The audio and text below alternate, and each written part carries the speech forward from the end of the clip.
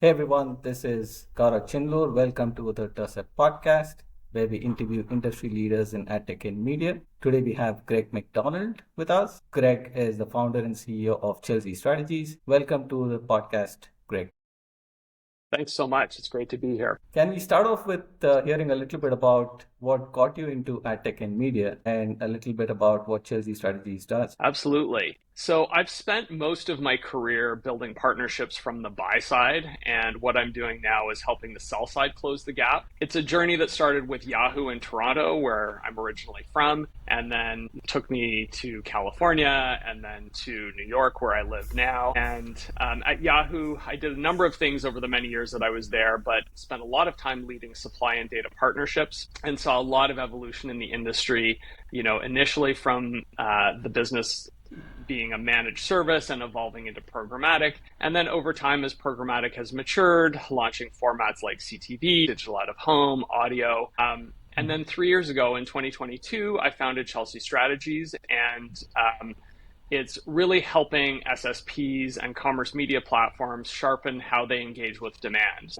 whether that's winning direct partnerships, which a number of clients have, which I've helped a number of clients do, or just more partnerships by translating insights into revenue. It's really about that demand development, insights and services that goes with it to be impactful and help clients grow their businesses. Fantastic. It's interesting how many fantastic ad tech professionals started off their careers at Yahoo, right? It really is. The diaspora is very wide, and it's such a great group of people, as anyone who's worked there or with Yahoo knows. So true. So true. You've been doing this for a while, Greg. Do you see that demand side expectations have evolved dramatically over the years, especially given how the ecosystem has evolved with so many different ad formats, CTV coming in, privacy first kind of trends? Do you see a lot of changes in the way demand side is expecting?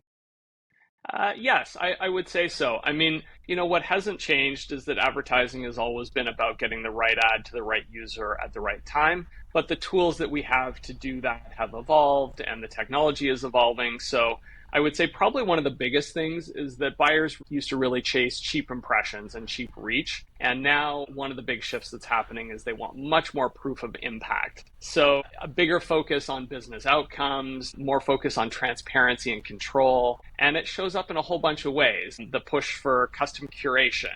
Attention metrics have become really popular. Brand safety, well-lit supply paths are all really important. And, it looks like a number of different things across formats, right? Like CTV, buyers are really expecting TV level quality content, but digital level controls, which is a really exciting development that has caused CTV to explode in terms of growth. Online video, viewability, completion rates, and tying this back to planning and post-bid insights. Gaming is super popular, obviously, as we all have mobile phones. Non-intrusive formats and scale that goes across platforms and measuring brand impact are things that buyers look for a lot there. So fundamentally, across all of the different environments, there is a growing opportunity for platforms and partners to help buyers activate. They want smarter insights, they want data, they want to be able to anticipate needs. Buyers want their partners to anticipate their needs and help them fill them. And data is one of the really important ways they're doing that.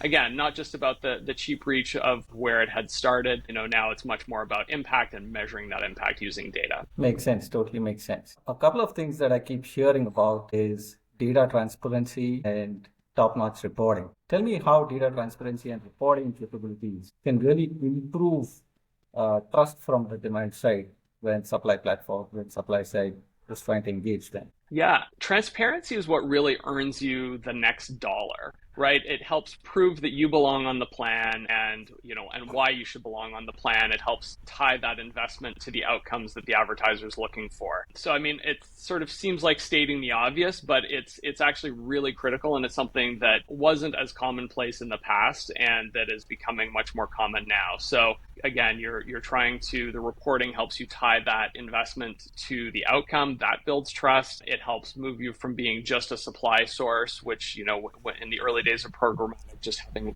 vast amount of supply was important. That still matters. Scale still matters, but impact matters equally as much now. So, you want to be a strategic ally, and the data is what helps prove that that's the role that you're serving in the course of delivering an ad campaign.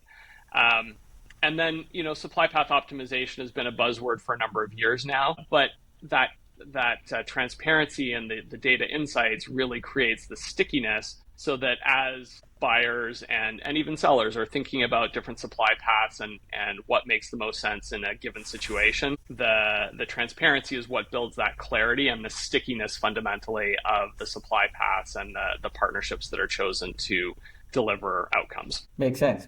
So demonstrate impact with data and prove it with the data.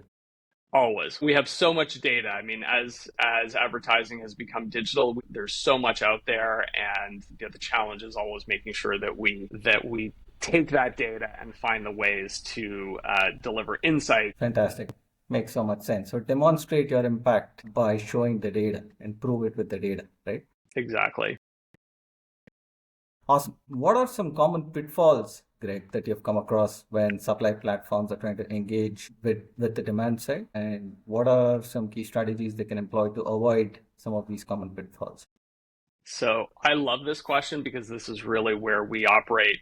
We're squarely in this space. And so the first thing I would say is that if your pitch sounds like everybody else's, you've already lost. Demand partners don't need just another supply source. They really need a partner. They want somebody who helps them solve real problems. So it sounds like I'm again stating the obvious, but you really need to find what are the mutual benefits and what is the benefit to your partner? What is the benefit to that demand partner? What are the gaps you can fill for them? How are you helping them grow your business? One of the most common things that I see with supply partners is they go and they explain how the supply side is going to grow because the demand came along. And of course, the demand side, that's not the reason they're going to engage. It's much more understanding what value is being brought to the table. So think about the outcomes. Think about what pain points you're solving for that demand partner, not just your platform capabilities or your roadmap, but really what solutions you're bringing to the table that will help that mutual growth of your partnership. And, bring the proof points. If you have case studies, that's really compelling and powerful.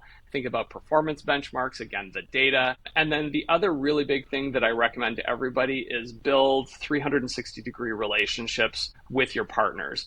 Not just having the one contact in the organization, but make sure that you're meeting with people across the organization, with the leadership, with the account management team, with the marketing folks if they've got them.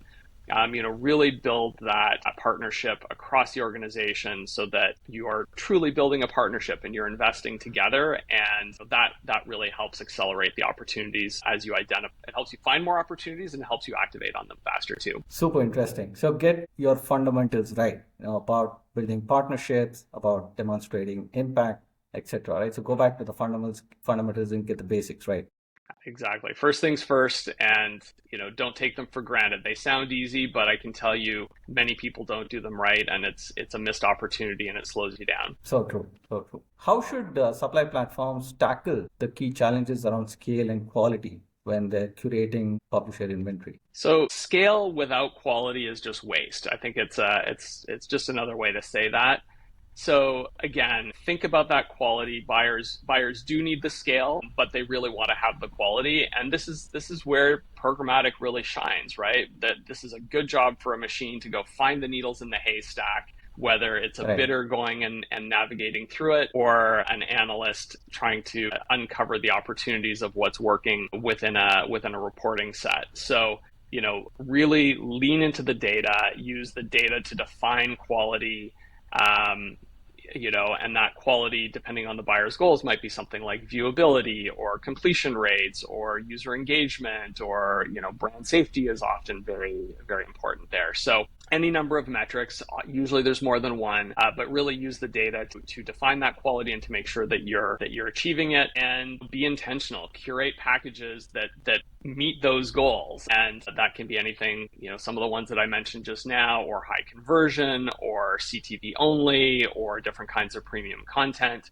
But there's always trade-offs, right? Be transparent about what those trade-offs are. I think we've prioritized this, but it means there's going to be a little less of that, whether it's a little bit less scale or a little bit higher price or whatever the case is. The buyer can understand that there's going to be trade-offs, but they really want to know what they're choosing, and they may choose something. They will be intentional about which trade-offs they're choosing. So buyers really like that choice, and it's important to present them with clear choices, but let the choice be theirs, along with a recommendation of what you think might work best based on your understanding. So be clear on those goals, but make sure that you're working towards them together. So true, so true. And programmatic gives plenty of opportunity for some of these things. It really things. Does. And in so different ways compared to direct, right? So programmatic just it opens up so much opportunity in this space.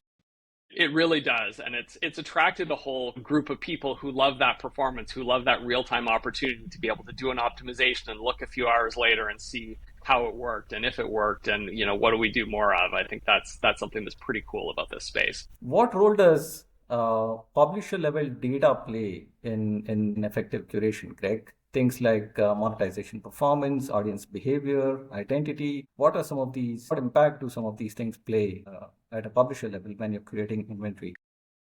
So publisher level data is critical. If you don't understand what's happening at the publisher level, you're really not curating, you're just sort of guessing. And so the publisher level data helps you build smarter inventory packages. It helps you focus on the performance and align those things to the buyer goals. And it helps show where the high value audiences are actually spending time and engaging. And those are the high value audiences to you, like those who's valuable to one buyer is going to be different to another. And so the publisher is the one who really understands who those audiences are on their page and how to align them to a particular buyer and their goals. But what's really interesting, and on the one hand, it makes sense. On the other hand, it's really quite interesting that, it's a win-win. When you match the right audiences with the right buyers, it creates a better user experience on the page. It makes more money for the publisher, and it creates a better it creates better performance for the advertiser. So it's really, the incentives are actually quite well aligned with each other to get it right, because everybody wins when you do. And of course, I mentioned supply path optimization earlier. It really supports those SPO conversations because it helps you focus on what works and avoid things that don't make sense for an advertiser and maximize your working dollars. Right, makes total sense. How do you see some of these evolving tools like Tercept's unified reporting and similar tools influencing how publishers are selected and showcased in this space, Greg?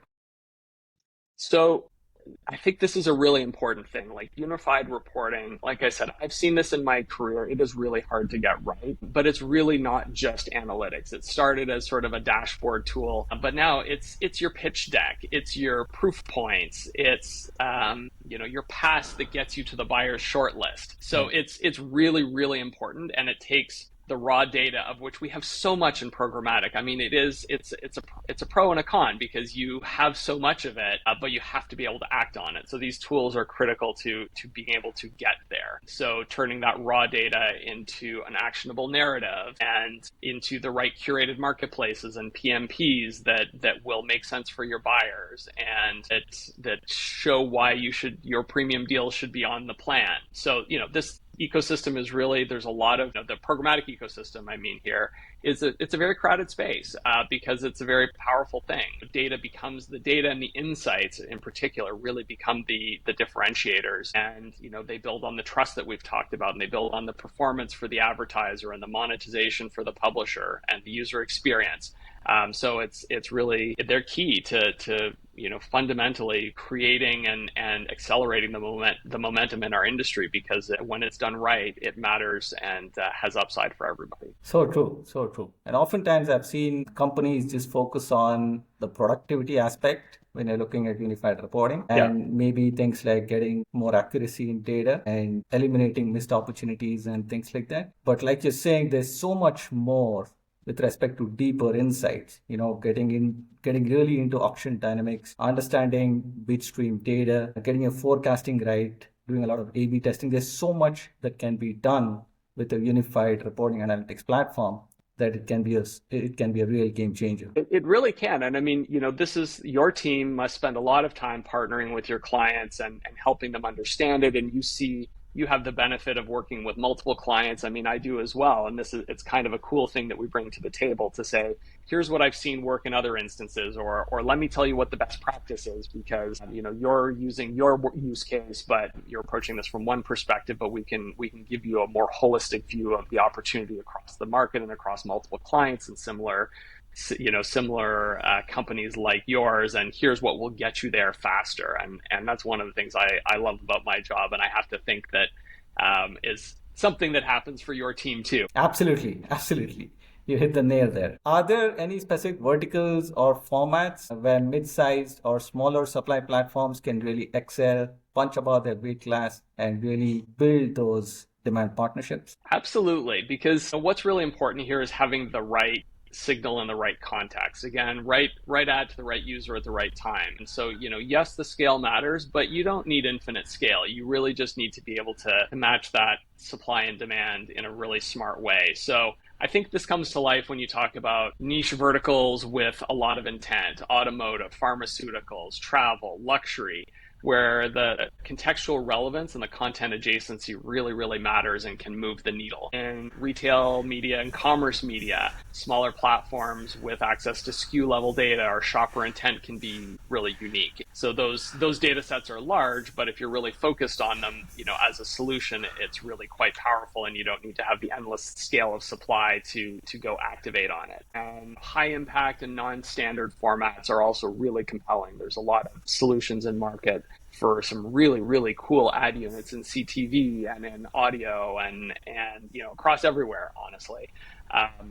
So those things, again, the solution is really precise, and so the execution matters, but again, you don't need the endless scale to make it work. And then the other one, are where the audiences are just smaller. So, regional or cultural scale. French Canada is one I've encountered a bunch of times in my career. Or multicultural content. It's a little bit more, the scale is just more limited, but being able to really, if you are focused and targeted in those places, and there are mid-sized companies that specialize in exactly that way, if those are your audiences, they are the right partners for you, and that's really important. Very insightful. How do you see the role of robust analytics and data infrastructure evolving for the supply side over the next few years? Robust analytics is how deals are getting done. I can tell you that, that's always been my approach, but it's a lot of clients come to me and they say, oh, people, and we just need someone to broker a relationship. And, I can tell you, and I tell all of them, I'm like, can I get you the meeting faster? Maybe, but that doesn't matter. If you show up, if you go on a date and you're not ready you don't have a good plan, you don't have the right outfit and the right activities planned, you're not going to win the deal, right? You're not going to get another date. And when we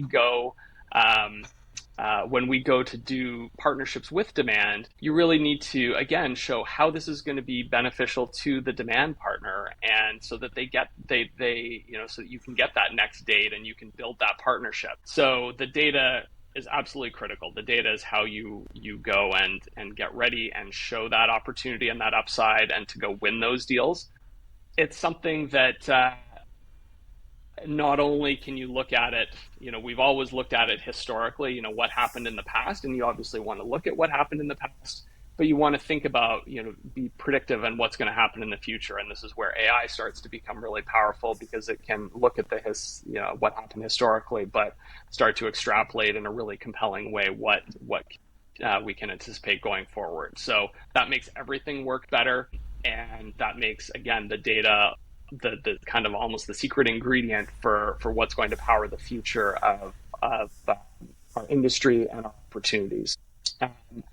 I would say that SSPs in particular are thinking about it in terms of curation, in terms of decisioning, in terms of insights.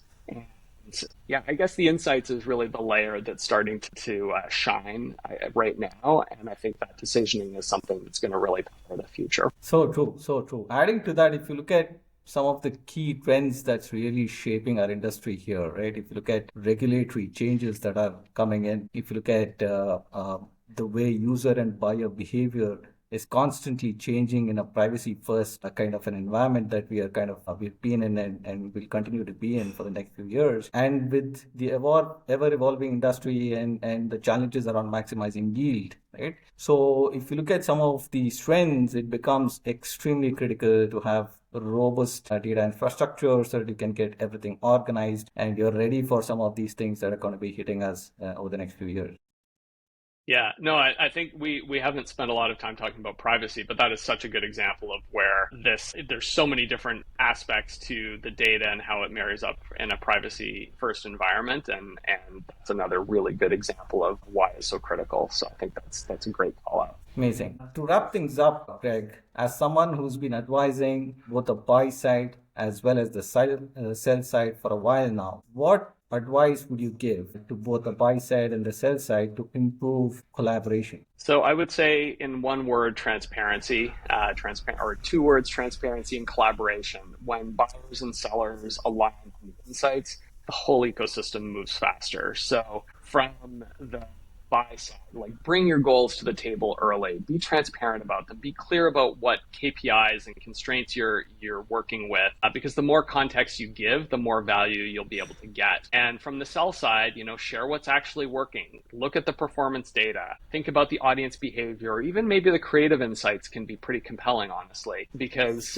when you hold back, you end up looking replaceable, but when you partner, again, the whole ecosystem gets stronger. Amazing. Well, that's a wrap, Greg. Thank you so much for your time and amazing insights into how supply platforms and the sell side can really collaborate and build partnerships on the demand side. I'm sure this would be an extremely interesting podcast for our audience. Thank you so much for your time. Looking forward to further interactions.